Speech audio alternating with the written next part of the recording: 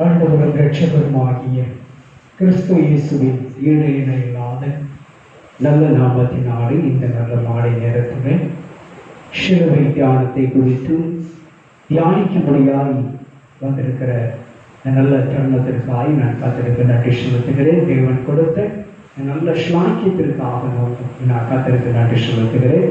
உங்கள் யாவரையும் மீண்டும் ஒரு விஷயம் ஆண்டவராகிய இயேசு கிறிஸ்துவின் ஈடு இணையில்லாத விலையேற பெற்ற நல்ல மகிமை நாமத்தினால் உங்களை வாழ்த்தி வரவேற்பதிலே நான் மகிழ்ச்சி அடைகிறேன். ஸ்தோத்திரம். சுருக்கமாக நான் நிறைவு செய்வேன்.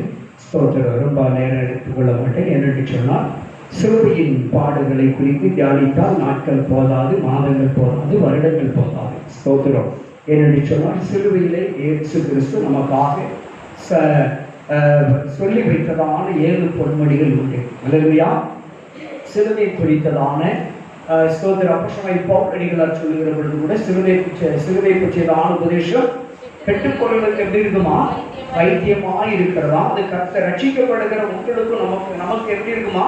அது தேவனுடைய பலனாய் இருக்கிறது என்று அங்கே நாம் பார்க்கிறோம். ஆண்டவராகிய இயேசுவின் நாமத்தினாலே ஆண்டவர் இந்த மனுக்குளம் அனைத்திற்காகவும் ஜீவனையே கிருபாதார வழியாய் சிலுவையில் ஒப்புக் கொடுத்தார். அல்லேலூயா. ஆண்டவராகிய இயேசு கிறிஸ்து சொன்ன அந்த 7 பொன்மொழிகளை குறித்து நாம் சற்று தியானிக்கலாம். ஆண்டவர் ஸ்தோத்திரம். ரொம்ப தூரம் அதிகமாய் பேச விரும்பவில்லை. சிலுவையில ஆண்டவர் மரித்ததனால என்ன நடந்தது, என்ன காரியம், எதற்காக அப்படிங்கிறதுனால நாம் பார்க்கிறோம். அவர் மரித்ததனால என்ன நன்மைகள் என்று சொல்லி சுருக்கமாக பார்த்தோம் என்று சொன்னால், ஸ்தோத்திரம். இயேசு கிறிஸ்து சிலுவையில மரித்ததனால் நடந்த நன்மைகளை குறித்து நாம் பார்க்கிற பொழுது, முதலாவது ஆண்டவர் சிலுவையில மரித்ததனால் தேவனுடைய ஸ்தோத்திரம் சித்தத்தை அவர் நிறைவேற்றுகிறவராய் இருக்கிறார். அல்லேலூயா. இயேசு கிறிஸ்து சிலுவையிலே மரித்ததற்கு முதலாவது ஒரு நோக்கம் என்ன அப்படின்னு சொன்னா, என்ன செய்கிறாரு? பிதாவுடைய சித்தத்தை அவர் நிறைவேற்றுகிற காரியமாக இருக்கிறது. ஸ்தோத்திரம். அதே போல ஆண்டவராகிய இயேசு கிறிஸ்துடைய மரணத்தை பிதா விரும்பினார். அல்லேலூயா. பிதா விரும்பினார் என்று சொன்னால், மனுக்குளம் மிருகங்களுடைய பறவைகளுடைய ரத்தத்தினால் ஏற்படுகிற அந்த மன்னிப்பிலே ஒரு பூரணம் கிடைக்கல. என்ன கிடைக்கல?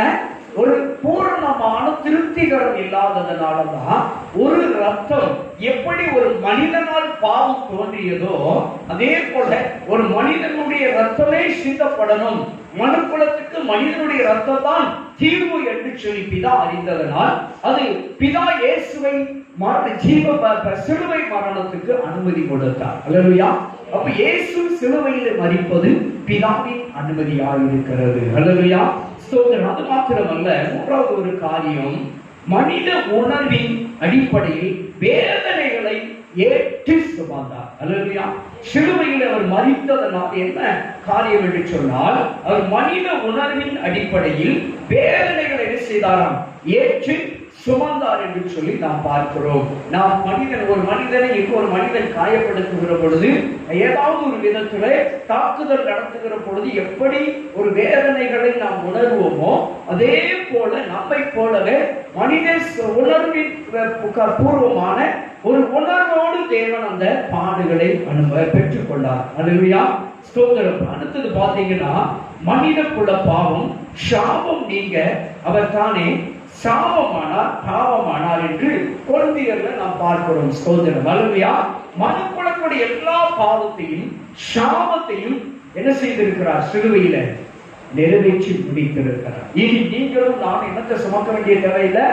பாவத்தையும் சாபத்தையும் நம்முடைய முன்னோர்களால் நம்மை பின்தொடர்கிற சாபம் இனி நம்ம என்ன செய்யாது? பின்தொடர்வதற்கு வாய்ப்பில்லை. காரணம், கல்வாரி சிலுவையிலே உங்களுக்காக எனக்காக சிந்தின அந்த கல்வாரி பரிசுத்த ரத்தத்தினால் நீங்களும் நானும் மீட்கப்பட்டிருக்கிறபடியினால், உங்களுக்காக எனக்காக அந்த ரத்தம் சிந்தப்பட்டபடியினால் நாம் பாவத்திலிருந்து சாபத்திலிருந்து மீட்கப்பட்டு விட்டோம். அல்லேலூயா. சோ இயேசு கிறிஸ்து சிலுவையில் மரித்தது என்ன காரணம் என்று சொன்னால், நம்முடைய பாவம் அங்கே நிவர்த்தி செய்யப்பட்டது. அல்லேலூயா. நம்முடைய சாபத்துக்கான ஒரு முற்றுப்புள்ளி கிடைத்தது. அல்லேலூயா.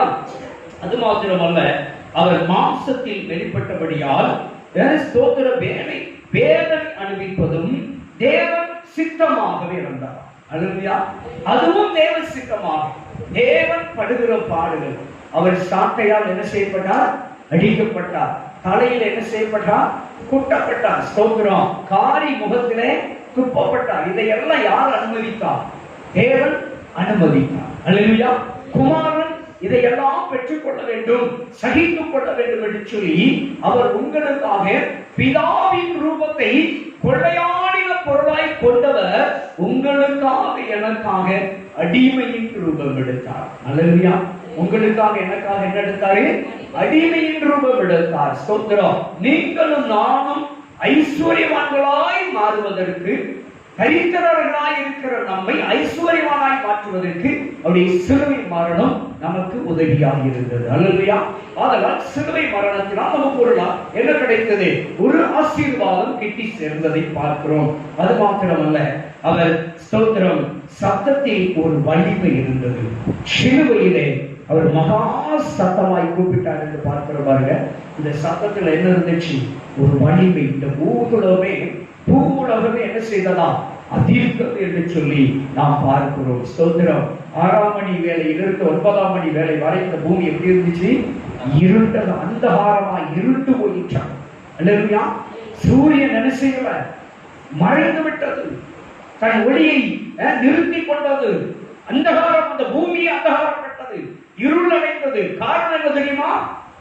தேவன் நம்மை படைத்த நீதியின் சூரியனே என்ன செய்து கொண்டிருக்கிறது? மறைத்து கொண்டிருக்கிற வேளையிலே நாம் ஏமாத்துகிறோம் என்று சொல்லி அந்த தேவனால் படைக்கப்பட்ட அந்த சூரியனை அன்று மறைந்தான். அல்லேலூயா.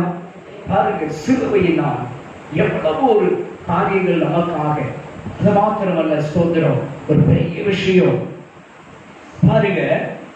இயேசு சிலுவையில் மரித்ததனால் பிரிவினைகளாக இருந்த, இன்னும் சொல்ல போனா தூரமாய் இருந்த உங்களை என்ன செய்திருக்கிறாரு? சமீபமாய் கொண்டு வந்திருக்கிறார். பலிபீடத்துல நீங்களும் போகலாம், நானும் போகலாம். எதனால் தெரியுமா? இயேசு சிலுவையில் மரித்ததனால். இயேசு சிலுவையில் ரத்தம் சிந்தின ஒரே காரணத்தினாலதான் நீங்களும் நானும் இன்றைக்கு தைரியமாய் பலிபீட தண்டைக்கு போறோம். அல்லேலூயா. இல்லை என்றால் பலிபீடத்துக்கிட்ட நிற்க முடியுமா? பரிசுத்த ஸ்தலத்துக்கே நம்மளால் வர முடியாது, பிரகாரத்துக்குள்ளே நம்மளால் வர முடியாது. அப்படிப்பட்ட நம்மை தூரமாய் இருந்த நம்மை உங்களையும் என்னையும் ஆண்டவராகிய இயேசு கிறிஸ்து சிலுவையின் பாடு மரணத்தினால் அவர் சிந்தப்பட்ட அந்த இரத்தத்தினால் நாம் சமீபமானோம். அல்லேலூயா. கிருபாசன தண்டைக்கு நம்ம வந்திருக்கிறதுக்கு ஒரே நோக்கம் சிலுவை மரணத்தினால். அல்லேலூயா.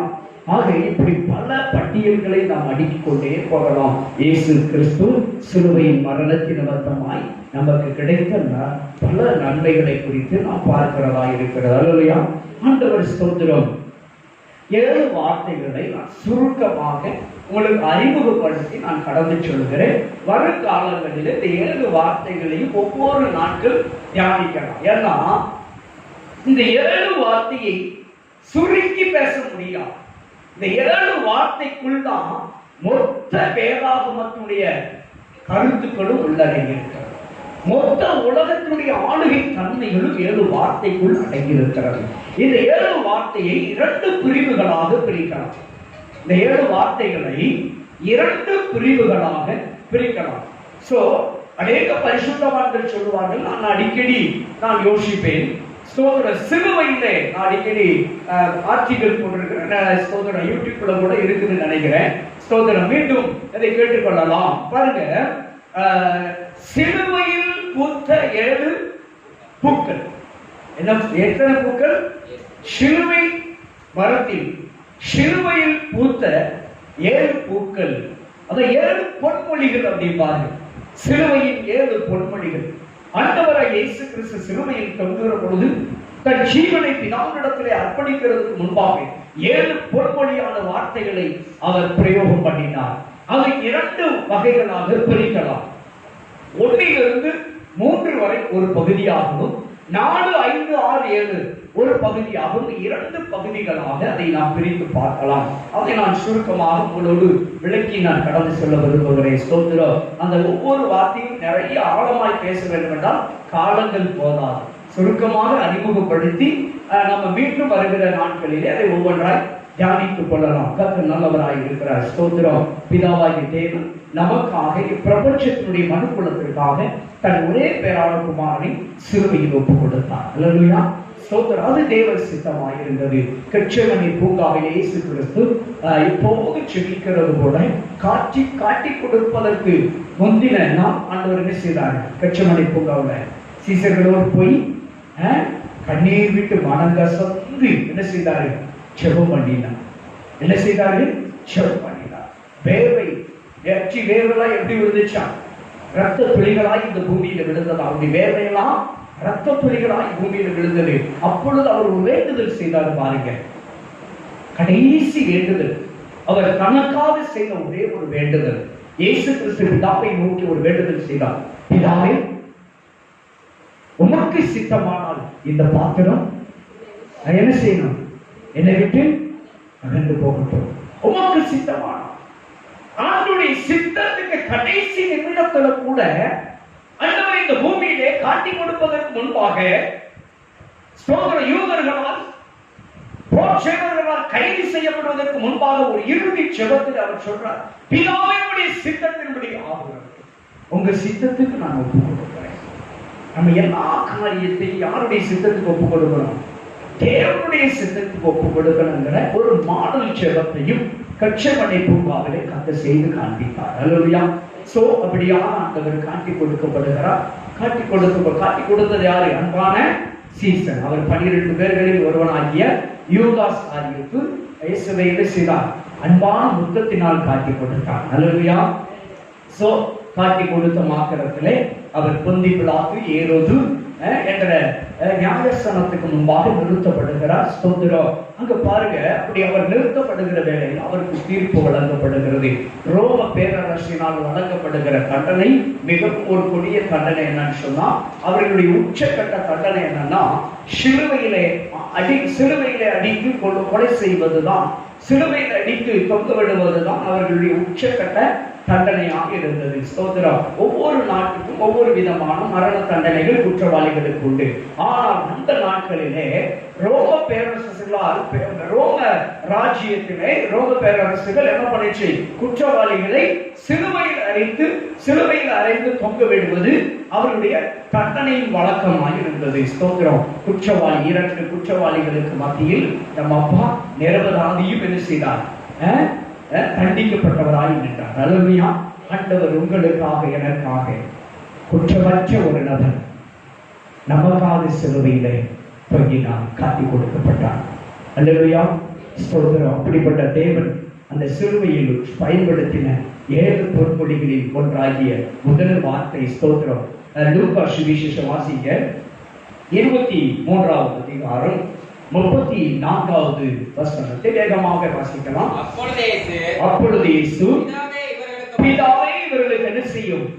மன்னியும், தாங்கள் செய்கிறது இன்னதென்று அறியாது செய்கிறார்கள் என்று ஆண்டவர் பிதாவினிடத்திலே தன்னை சிலுவையிலே அறைந்து கொலை செய்ய முன் உட்பட்ட அத்தனைகளையும் வேத சாஸ்திரிகள், நியாய சாஸ்திரிகள், யூத குருமார்கள், ஸ்தோத்திரம், ரோம போர்ச்சேவர்கள், ரோம அதிகாரிகள் எல்லாரையும் பார்க்கிறார். இதுல ஒரு கூட்டம் இயேசுவை என்ன செய்றாங்க? மறுதளிக்கிற சிலுவையில் அறையும் என்று சொன்ன அந்த கூட்டங்களுக்கும் ஆண்டவர் என்ன செய்தாரு? பிதாவின் இடத்திலே பரிந்து பேசுகிறார். இன்றைக்கு நீங்களும் நானும் அப்படி செய்வோமா?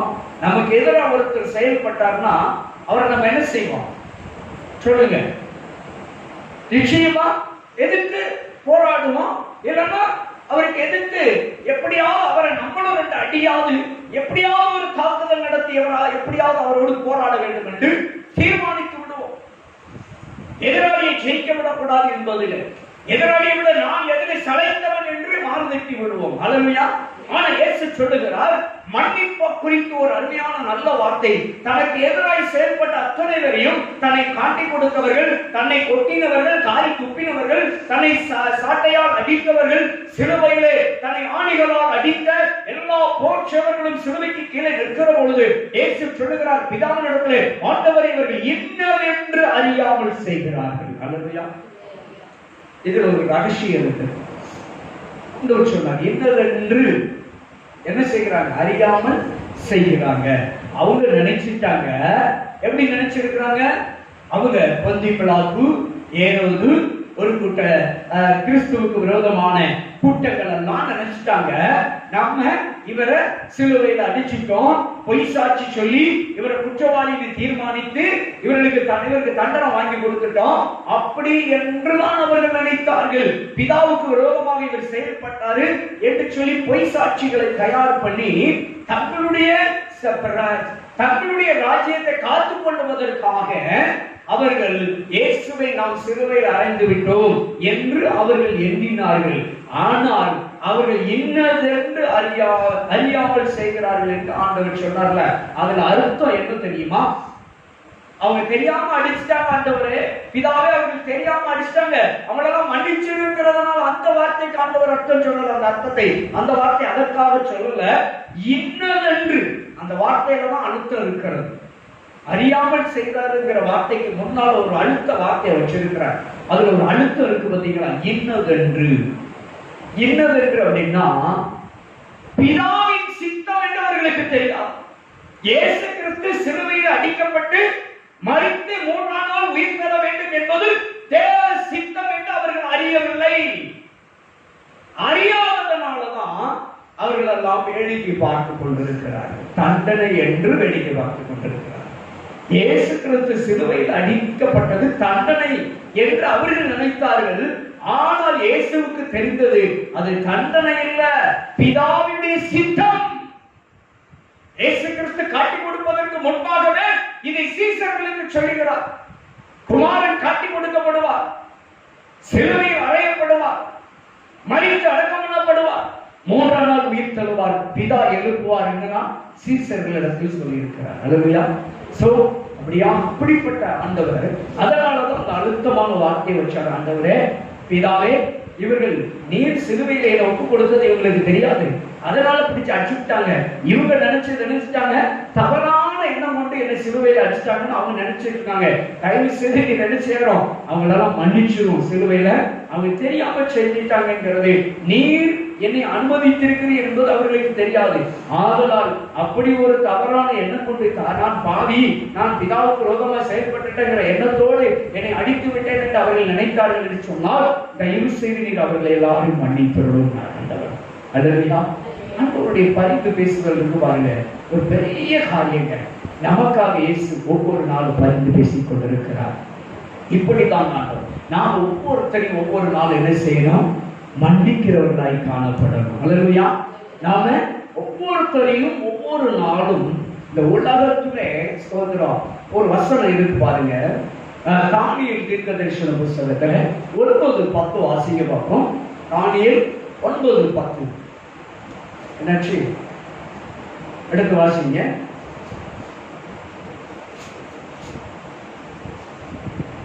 தானியேல் தீர்க்கதரிசனம். ஆனாலும் நம்முடைய தேவனாகிய ஆண்டவரிடத்தில் இரக்கங்களும் மன்னிப்புகளும் என்ன வேண்டாம் உண்டு என்று எழுதுகிறார். அல்லேலூயா. ஆனாலும் நம்முடைய ஆண்டவரிடத்தில் என்ன இருக்கிறதா? திரளான மீட்பும் மன்னிப்பும் உண்டாம். அல்லேலூயா. சோ அதனாலதான் எத்தனை முறை நம்ம கெட்டு போனாலும் சரி, தவறு செய்தாலும் சரி, என் பிள்ளை ஒரு நாள் சரியாவான், ஒரு நாள் என் பக்கம் திரும்புவான்னு சொல்லி அனுதினமும் நம்மளை மன்னிச்சுக்கிட்டே இருக்கிறார். அல்லேலூயா. அப்ப நீங்களும் நானும் இதே போல இந்த உலகத்துல யார் நமக்கு விரோதமாக என்ன பேசினாலும் செயல்பட்டாலும் நம்ம மன்னித்து கொண்டே இருக்கணும். ஆண்டவர் மன்னிக்க வேண்டும் என்று நமக்கு சிலுவையின் உபதேசத்துல முதல் வார்த்தையில அந்த முதல் மன்னிப்பு என்ற அந்த பூவில் கற்றுக் கொடுத்தார். அல்லேலூயா. ஆண்டவர் இரண்டாவது வார்த்தையை சுருக்கமாக பார்க்கலாம். ஸ்தோத்திரம். லூக்கா சுவிசேஷம் 23:43 வாசிங்க.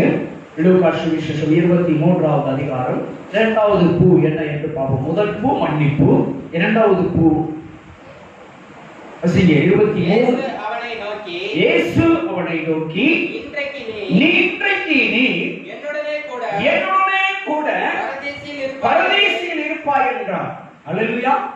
அங்கே கல்வாரி சிலுவையிலே இயேசு கிறிஸ்து நடுவில் அடிக்கப்பட்ட ஒரு சூழலிலே வலதுபுறத்தில் ஒரு கல்வனும் இடதுபுறத்தில் ஒரு கல்வனுமாய் அடிக்கப்பட்டிருக்கிறார்கள்.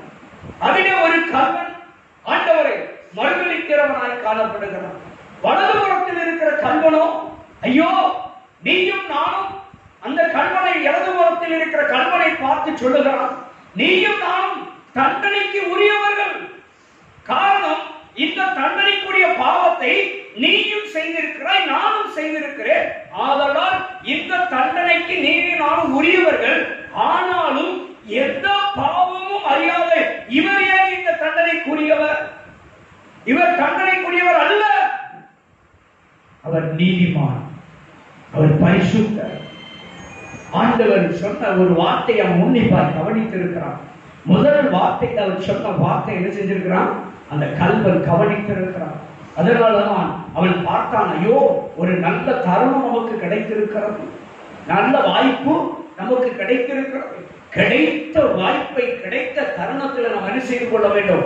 உடனே பயன்படுத்திக் கொள்ள வேண்டும் என்று சொல்லி அவன் நினைத்தான். தான் மரணத்தை காணும் முன்பாக கடைசி வாய்ப்பாக தேவனை நோக்கி பார்க்கிறான். ஆண்டவர் இயேசு கிறிஸ்துவை பார்த்து ஸ்தோத்திரம், ஆண்டவரே உம்முடைய ராஜ்யத்தில் இந்த அடியனை நினைக்கிறோம் என்று சொல்லி கிடைத்த வாய்ப்பை அவன் பயன்படுத்தினான்.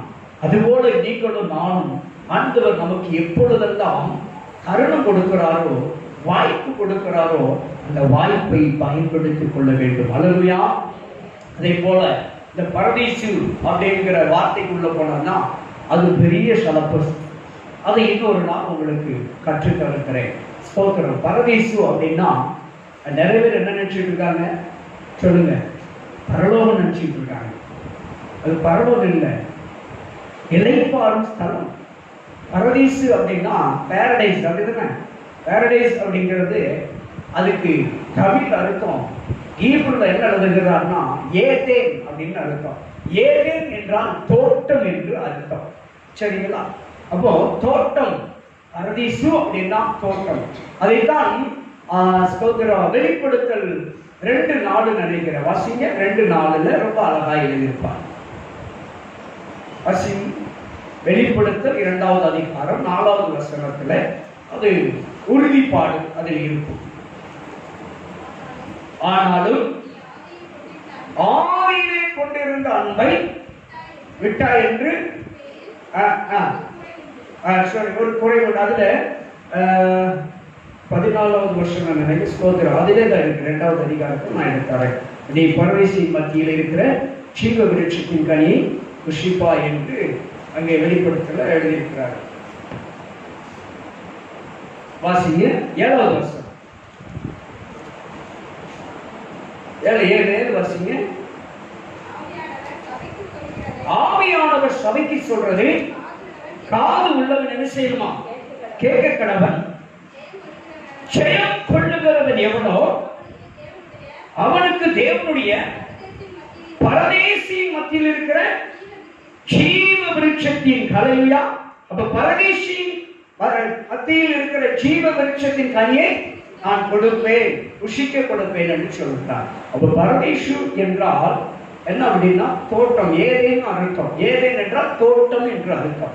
அப்போ அந்த பரதேசிங்கிறத ஆதாமையும் ஏவாளையும் படைத்து ஆண்டவர் எங்க வச்சிருந்தாரு? தோட்டத்தில் அழகாய் உலாவி கொண்டிருந்தார்கள், இளைப்பாரி கொண்டிருந்தார்கள். அல்லேலூயா. சோ பரதேசு என்றால் இளைப்பாறும் ஸ்தலம், பரலோகம் கிடைக்கும். சரிங்களா? இன்னும் சொல்ல போனா பரதேசு குறித்து அதிகமாக தியானித்தால் 7 விதமான பரதேசு இருக்கு. அதை வரும் நாட்களில் தியானிக்கலாம். சோ அதனால நான் பரதேசுக்குள்ள போகல. சோ அந்த ரட்சிப்பை குறித்து நான் பேசுகிறேன். அவனுக்கு ஒரு வாய்ப்பு கிடைத்தது. அந்த வாய்ப்பை அவன் பயன்படுத்தினால எவன் தன் பாவத்தை அறிக்கைக்கு விட்டு விடுகிறான் அவன் என்ன செய்யறான்? இறக்கம் பெறுகிறான் என்ற வேத வாக்கியத்தின்படி அவன் இந்த வாய்ப்பு சிலுவையில கிடைத்தது. அவனுக்கு இந்த வாய்ப்பை அவன் பயன்படுத்தினதுனால ஆண்டவர் அவனுக்கு என்ன செஞ்சார்? இலவசமாய் ரட்சிப்பை சிலுவையில் கொடுத்தார். அல்லேலூயா. அவன் அங்கே ரட்சிப்பை இலவசமாய் பெற்றுக் கொண்டான். 2வது பூ ரட்சிப்பு. அல்லேலூயா. முதல் பூ மன்னிப்பு, 2வது பூ ரட்சிப்பு. சரியா? 3வது ஒரு காரியம் யோவான் சுவிசேஷம் 19வது அதிகாரம் 26, 27 வாசிக்கலாம் வேகமாக. அப்பொழுது இயேசு தம்முடைய தாயாகிய மரியாதையும் தமக்கு அருகே நின்றதான அன்பான சீஷரையும் தம்முடைய தாயை நோக்கி ஸ்திரியே அதோ உன் மகன் என்றார். பின்பு அந்த சீசனை நோக்கி அதோ உன் தாய் என்றார். அல்லேலூயா. இங்கே ஆண்டவராகிய இயேசு கிறிஸ்து கல்வாரி சிலுவையிலே மூன்றாவது ஒரு பொன்மொழியாக சொல்லப்படுகிற ஒரு வார்த்தை என்ன செய்யுமா? ஸ்தோத்திரம். முதல் பூ என்ன பூ? மன்னிப்பு. இரண்டாவது பூ ரட்சிப்பு. மூணாவது அன்பு. என்ன காட்டுறாரு? அன்பு. ஹல்லேலூயா. அப்போ இங்கே மூணாவது அன்பு என்ற ஒரு பூ பூக்கிறது. ஆண்டவர் சொல்லுகிறார், தன் சீசனிடத்திலும் தன் தாயினிடத்திலும் அங்கே என்ன செய்கிறாரு? அதோ தன் தாயின் மீது வைத்த அந்த அன்பை வெளிப்படுத்துகிறார். ஹல்லேலூயா. அதோ உன் தாய், அதோ உன் மகன். ஆண்டவராகிய இயேசு கிறிஸ்து ஒன்றை புரிந்து கொண்டார், தன் தாயை அதிகமாய் நேசித்தார். ஹல்லேலூயா. தன் தாய்க்கு 30 வயது வரையிலும் பெற்றோரிடத்திலே நல்ல அடக்க ஒடுக்கத்தோடு கீழ்ப்படிதலோடு வளர்க்கப்பட்டார், வளர்ந்தார். சரிங்களா? தாய் மீது அன்பா இருந்தார். அந்த தாயும் அந்த பிள்ளை மீது என்ன செய்தார்? அளவிலா அன்பு கொண்டு இருந்தார். ஸ்தோத்திரம். ஒரு நிமிஷம் தாங்கலன்னா அந்த தாய்க்கு என்ன செய்ய முடியாது? தேடாம இருக்க முடியாது இயேசுவை. அவ்வளவு அன்பு தாய் அந்த மகன இயேசு கிறிஸ்து மீது மரியாள் வைத்திருந்ததனால அந்த மரியாள் மீது இயேசுவும் அளவிலா அன்பு வைத்திருந்தார். காரணம் என்ன தெரியுமா? ஸ்தோத்திரம். கன்னி பருவத்தில் உலகம் நிந்திக்கும் வேளையில் உலகத்தின் அவமானத்தை சுமந்து, அவமானத்தை பாராமல், எந்தையை பாராமல், கேலி கிண்டல் அவமானத்தை எந்த ஒரு இடத்திலும் சிந்திக்காமல் பிதாவாகி தேவன் தன்னை முன்குறித்தார் என்ற ஒரே காரணத்திற்காக அந்த 10 மாதமும் அந்த கருவை சுமந்தார்கள். இயேசுவை தன் கருவறையில் சுமந்த அந்த அன்புக்கு ஈடு உலகத்தில் ஒன்றுமே இல்லாததனாலதான் இயேசு அளவில்லா அன்பை காட்டினார். அல்லேலூயா. அந்த இயேசு, ஐயோ நான் இந்த பூமியை விட்டு நான் பிதாவிடத்தில் கடந்து போக வேண்டிய ஒரு சூழல் வந்துவிட்டது. இனி இந்த தாயை நம்மை போல பராமரிப்பதற்கு, நம்மை போல அன்பு காட்டுவதற்கு ஒருவர் இருக்க வேண்டுமே. அப்படிப்பட்ட நம்மை போல அன்பு காட்டக்கூடிய ஒரு நபரிடத்திலே இவரை ஒப்படைக்க வேண்டுமே என்று சொல்லி தாயின் மீது வைத்த அன்பை பிரதிபலிப்பதன் நிமித்தமாக அவர் பார்த்தால் தனக்கு அன்பான, தன் மார்பிலை சாய்ந்து கொண்ட அன்பான சீசனாகிய யோவான் இடத்திலே ஆண்டவராகிய இயேசு கிறிஸ்து தன் தாயை ஒப்பு கொடுத்தார். அல்லேலூயா. மகன் பா, எப்படியாவது நீ அம்மாவா பார்த்துக்கோ. இந்த அம்மாவிட்ட சொல்றார், அம்மா என் சீசர்கள் எப்போதும் மார்பிலை சாய்ந்து கொண்டே இருந்தார்கள், எங்களை எவ்வளவு அன்பு வைத்திருந்தார்கள். அதே அன்பை நீங்க மறுபடியும் என்கிட்ட காட்டின அதே அன்பை இவர்களிடத்திலும் நீங்கள் காட்ட வேண்டும். மரியாதை யாரோ, யோவான் யாரோ, ஜாதிக்கு, மதத்துக்கு, இனத்துக்கு, மொழிக்கு அப்பாற்பட்டு மகனாக ஏற்றுக்கொள்ளுங்க என்று இயேசு அன்பை பிரதிபலித்தார். அல்லேலூயா. அதுபோல ஸ்தோத்திரம், நீங்களும் நாம் அன்பை பிரதிபலிக்க வேண்டும். ஏன்னா அப்போஸ்தலனாகிய பவுல் அடிகளார் 1 கொரிந்தியர் 13:13 சொல்லுகிற பொழுது 13:13 சொல்லுகிறார், ஸ்தோத்திரம், விசுவாசம், நம்பிக்கை, அன்பு இம்மூன்றும் ஒன்றாய் இருக்கிறது. இது எது பெரியது என்று சொன்னார்? அன்பே பெரியது என்று சொன்னார். அல்லேலூயா.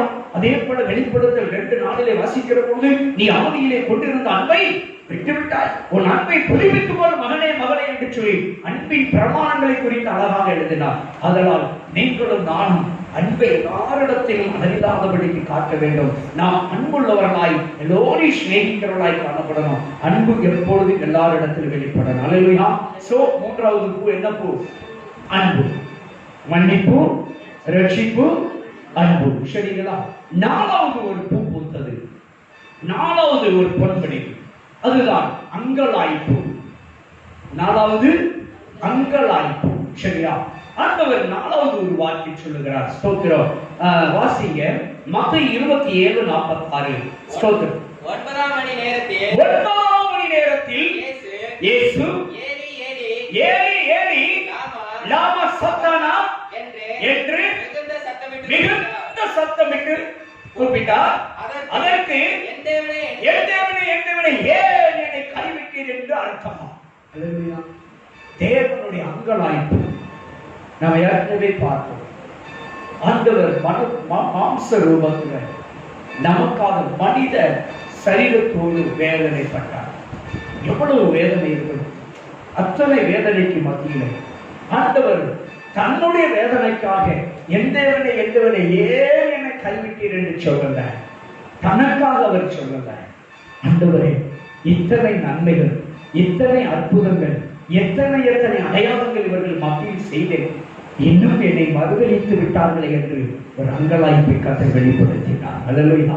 ஐயோ, இன்னும் உணர்வடையாமல் இருக்கிறார்கள் இந்த ஜனங்கள். எத்தனை அற்புதங்கள், எத்தனை அடையாளங்கள், இயற்கைக்கு மருத்துவத்துக்கு அப்பாற்பட்ட செயல்களை இவர்கள் கண்கள் முன்காக நான் செய்தேன், இன்னும் இவர்கள் ஐயோ மறுதளிக்கிற ஒரு நிலையில் இருக்கிறார்களே, இன்னும் மாம்சத்தின்படி உலக பிரகாரமாக இருக்கிறார்கள் என்று சொல்லி ஒரு அங்கலாய்ப்போடு தேவன் சொல்லுகிறார். சங்கீதம் 22ஆம் அதிகாரம் முதல் வசனத்திலே தாவீது சொல்லுகிறார், என் தேவனே ஏன் என்னை கைவிட்டீர் என்று அங்கே சொல்லுகிறான் தாவீது.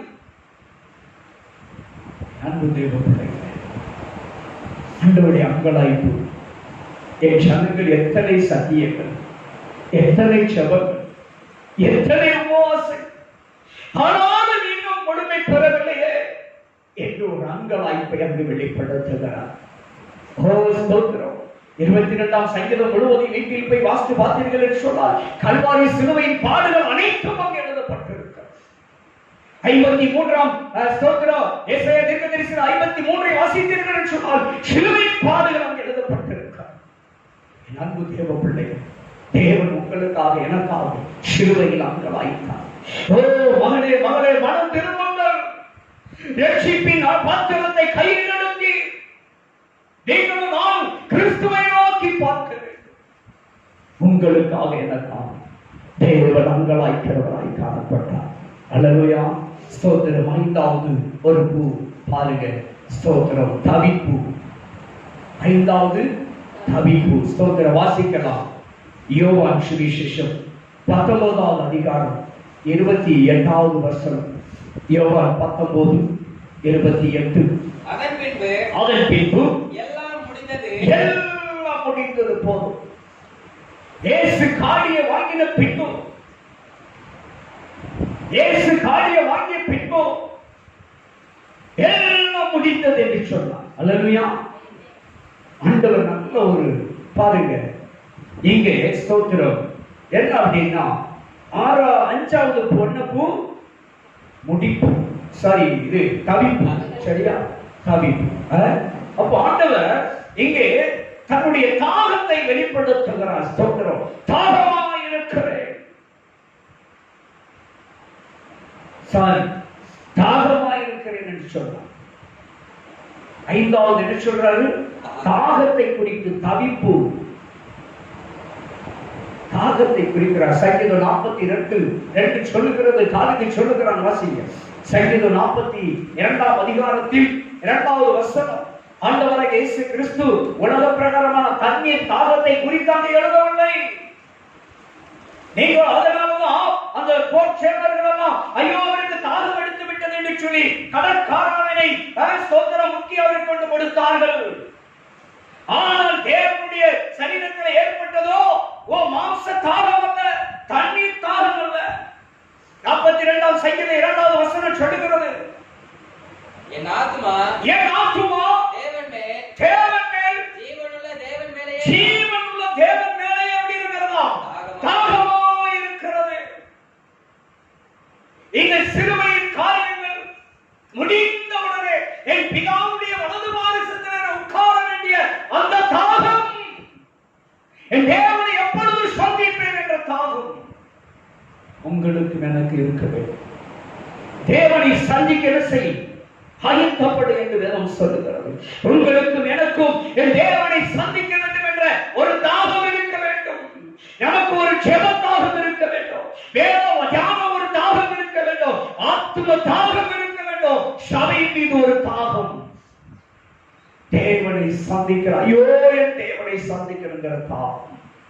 தேவனுடைய சரீரத்தில் மாம்சத்தாக ஏற்படுற ஆத்ம தாகம். அல்லேலூயா! அதுதான் தாகத்தை குறிக்கிறது இருக்கிறது. அப்படிப்பட்ட தாகம் உங்களுக்கும் எனக்கும் தேவைப்படுகிறதா இருக்கிறது. அல்லேலூயா! ஸ்தோத்திரம். 6வது ஒரு வசனம் முடிப்பு. சரியா? 6வது பூ முடிப்பு. யோவான் 19:30 வாசிப்போம். இயேசு காடியை வாங்கின பின்பு முடிந்தது என்று சொல்லி தலையை சாய்த்த போது ஆண்டவர் இங்கே சொல்லுகிறார், 6வது பூ முடிப்பு, முடிந்தது.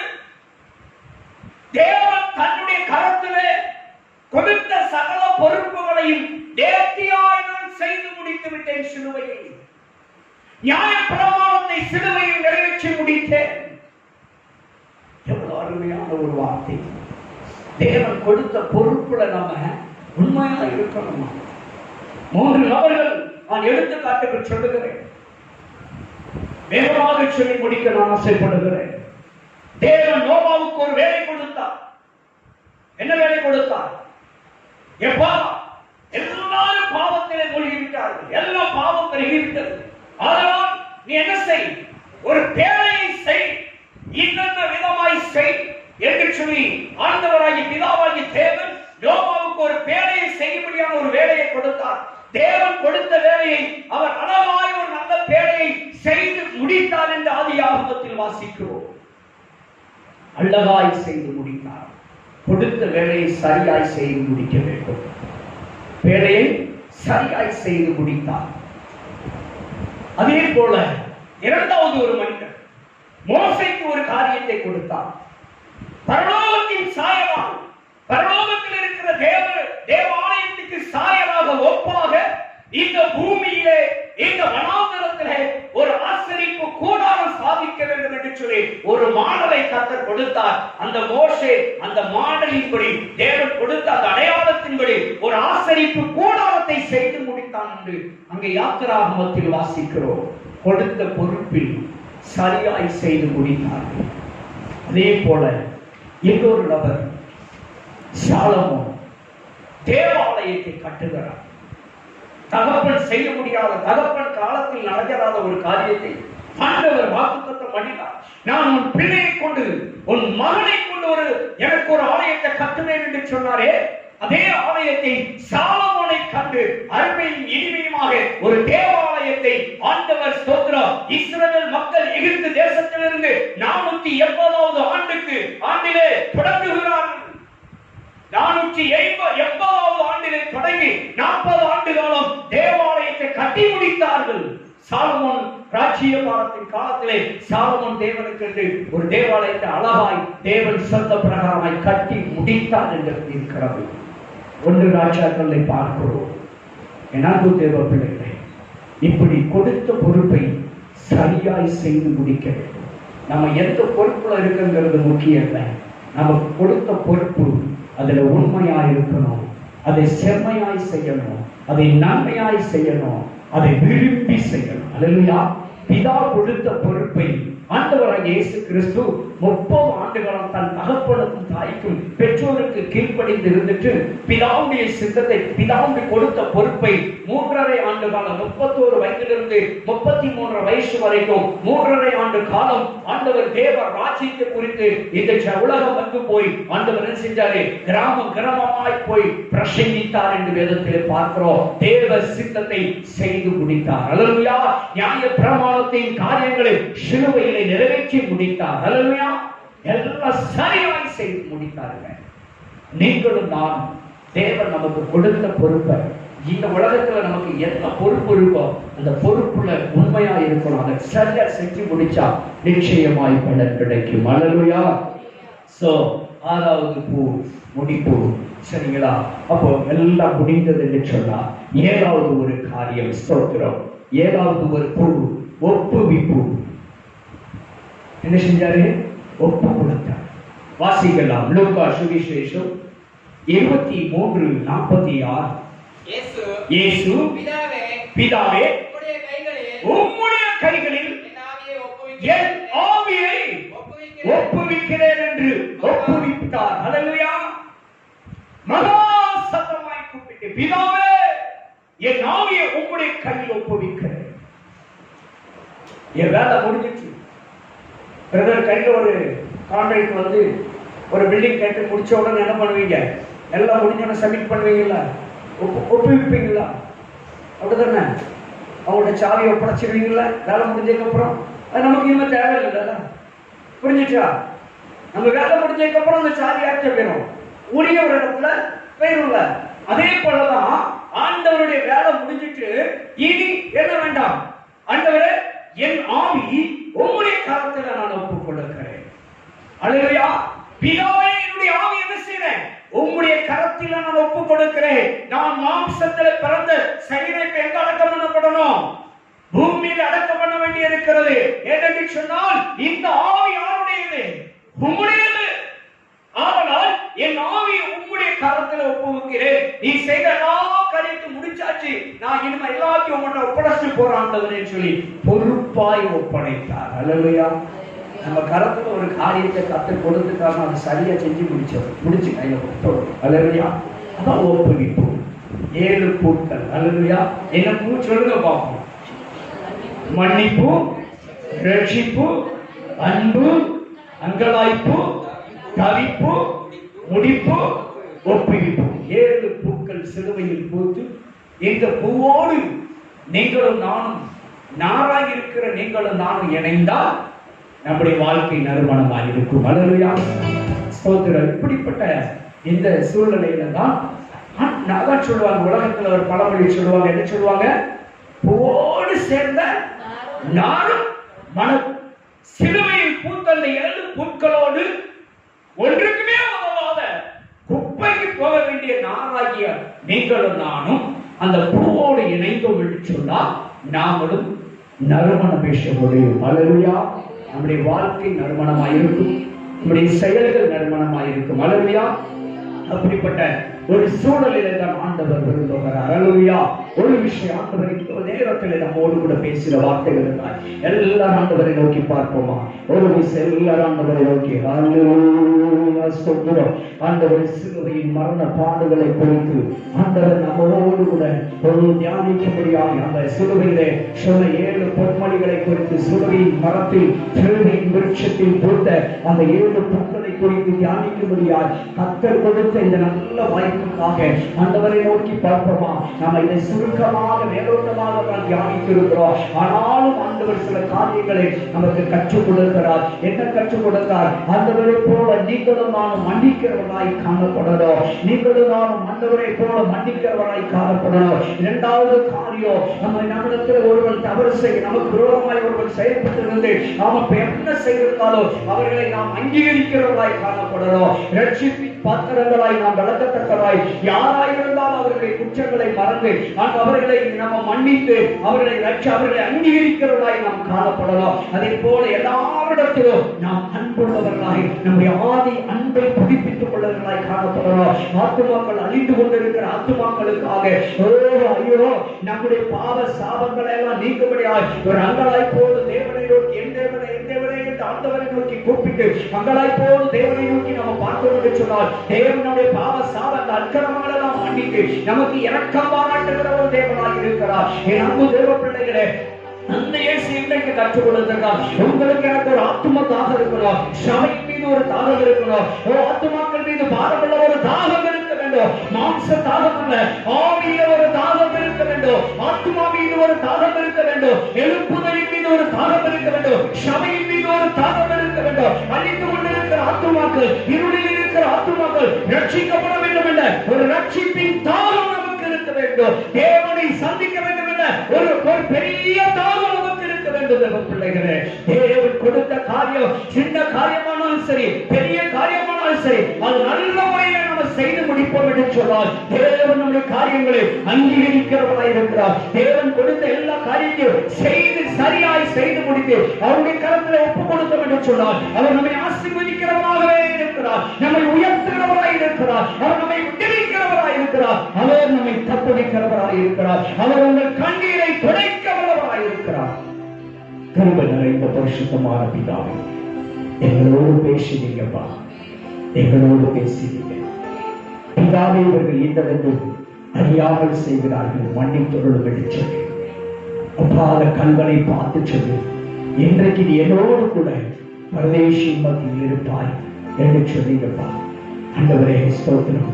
சீசனை பார்த்து அதோ ஒரு தாயை பார்த்து அதோ மகன் என்று சொல்லி அன்பை வெளிப்படுத்தி ஆண்டவரே ஆண்டவரே கீழே சிலுவையின் அடிவாரத்தில் நின்ற மக்களை பார்த்து உங்களாய் போடுவார்கள் என் தேவனே என்னை கைவிட்டீர் என்று சொல்லி உங்களுடைய சரீர வேதனை குறித்து அல்லாமல் ஆத்தும வேதனையோடு ஆண்டவரை ஜனங்களை குறித்ததான வேதனையோடு அந்த வார்த்தையை அறிக்கை செய்தீரே ஆண்டவரே. அது மாத்திரமல்ல, இதோடு தாகமாக இருக்கிறேன் சொல்லுங்களப்பா. ஆத்தும தாகத்தை குறித்து ஆண்டவரே, ஜனங்கள் மீது உள்ள தாகத்தை குறித்து ஆண்டவரே, ஜனங்கள் ஜீவ தண்ணீரை பெற்றுக் கொள்ள வேண்டும் என்ற தாகத்தை குறித்து ஆண்டவரே, தேவனை சந்திக்க வேண்டும் என்ற தாகத்தை குறித்து ஆண்டவரே, நீ சொன்ன அந்த தாகத்தின் மீது நாங்களும் தாகமுள்ளவர்களாய் காணப்பட வேண்டும் ஆண்டவரே. எல்லாம் முடிந்தது சொல்லுங்கப்பா, எல்லாம் முடிந்தது சொல்லுங்க ஆண்டவரே. அப்பா இதோ பிதாவே உடைய கைகளில் ஆவியை ஒப்புவிக்கிறேன் என்று சொல்லி ஏதாவது வார்த்தையை சொல்லி எல்லாவற்றையும் நிறைவு செய்த கர்த்தர் என் வாழ்க்கையில எல்லாவற்றையும் நிறைவாக்கிட்டாரும். வந்திருக்கிற ஒவ்வொரு பிள்ளைகளை ஆசீர்வதியும். இந்த வார்த்தைகள் ஆண்டவரே ஆசீர்வதிக்கப்பட்டு உங்களுடைய வாழ்க்கையில பிரதிபலிக்கட்டும். அப்படியே நீ செய்கிறார். உடைய நல்ல நாமம் மகிமைப்படட்டும் ஆண்டவரே. உடைய நல்ல நாமம் மகிமைப்படட்டும். நீ மாத்திரம் மகிமைப்படும். நல்ல வார்த்தைகளுக்காய் ஸ்தோத்திரம். இயேசுவின் நாமத்தில் பிதாவே, ஆமென். எல்லாரும் என் ஆத்துமாவே கர்த்தரை ஸ்தோத்திரி, என் முழுவதுமே அவருடைய பரிசுத்த நாமத்தை ஸ்தோத்திரி. என் ஆத்துமாவே கர்த்தரை ஸ்தோத்திரி, கர்த்தர் செய்த சகல உபகாரங்களையும் மறவாதே. ஆமென். கர்த்தராகிய இயேசுவின் கிருபையும் பிதாவுடைய அன்பு பரிசுத்த ஆவியுடைய அநேக ஐக்கியமும் உடைய சிநேகமும் பாதுகாப்பும் நம் அனைவரோடும் கூட கர்த்தராகிய இயேசுவின் இரண்டாம் வருகை வரை நாம் அனைவரோடு கூட எப்போதும் இருப்பதாக. ஆமென். ஹல்லேலூயா.